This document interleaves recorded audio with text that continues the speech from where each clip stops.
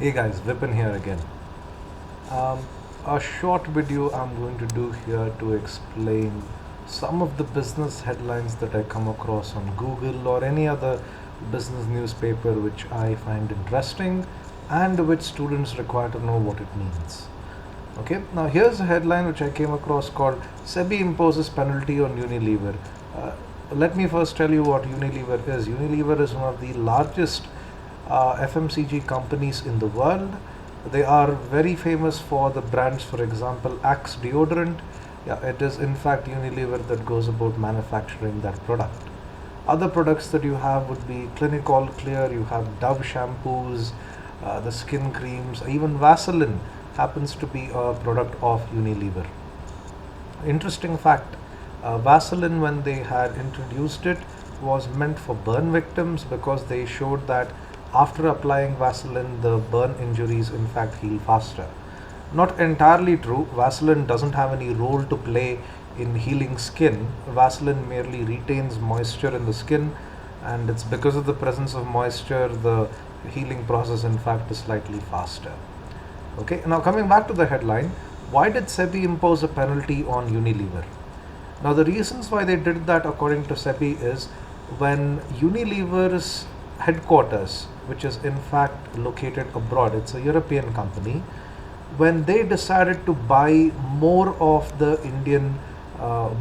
stock in the Indian division of Unilever, they spent a large amount of money in doing so. In fact, they spent around 19,000 crores in fact taking over shares from the government. In fact, if you remember, it was Hindustan Unilever, and now Unilever is taking more and more control. So to acquire that more control, they spent 19,000 crores and took over the additional number of shares so that Unilever can get the greater majority. Now that's all fine. You're perfectly allowed to do things like that. You are allowed to spend a large amount of money to get greater control. But when you do something like this, you should consider something which is known as disclosures or mandatory disclosures or even corporate governance. Now, when a company does something like this, it's a large amount of money that is involved when you do things like this. So, what you need to do in such a case is that you need to prepare certain mandatory disclosures and submit them to SEBI. Now, in case of Unilever, they even admitted that they were not able to fulfill the mandatory disclosure requirements, and they were in fact a little careless on this matter.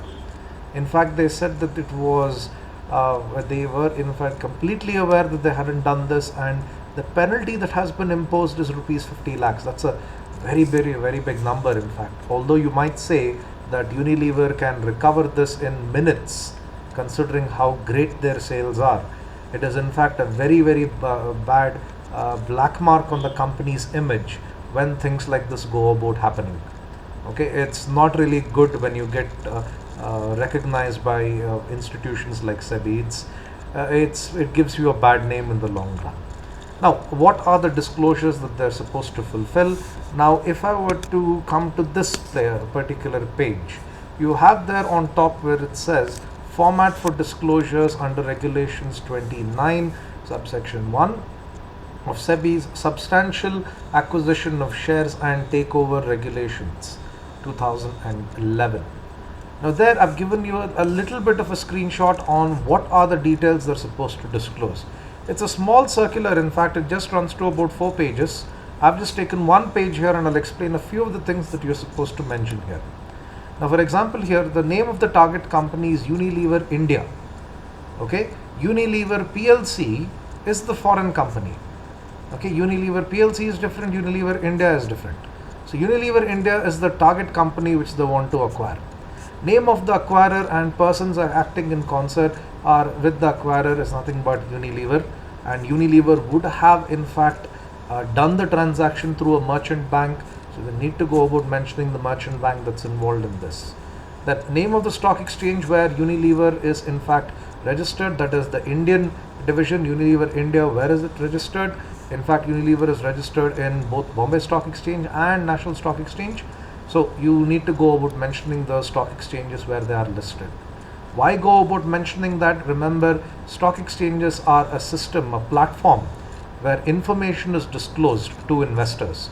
So you need to mention where they are, in fact, where they are listed, so that the investors get that necessary info. Other things, details of the acquisitions are as follows. Before the acquisition, under consideration, shares carrying voting rights. Now, when you talk about buying shares, you even go about mentioning preference shares. You're supposed to mention what is the value of equity you're taking over and what is the value of preference shares you're taking over as well.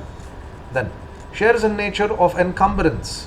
Remember, you can offer shares as a pledge when you go about taking up a loan. There are quite a few banks that offer loans on share certificates and on shares. They give you anywhere between 30 to 40% of the value of the share certificates as a loan. Okay, so you need to mention if any of your share certificates are in fact pledged with the bank for when you actually took up a loan. Voting rights otherwise, other than equity shares, that is preference shares, you need to go about mentioning if there are any preference shares which you have, which you are taking over. Then warrants, convertible securities, and any other instrument that entitles the acquirer to receive shares carrying voting rights in the target company. Specify holding in each of these, in each category.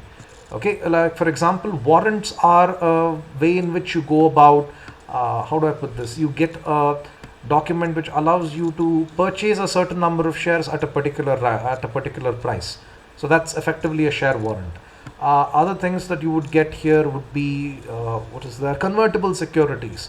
Like for example, there are some debentures which are convertible to equity.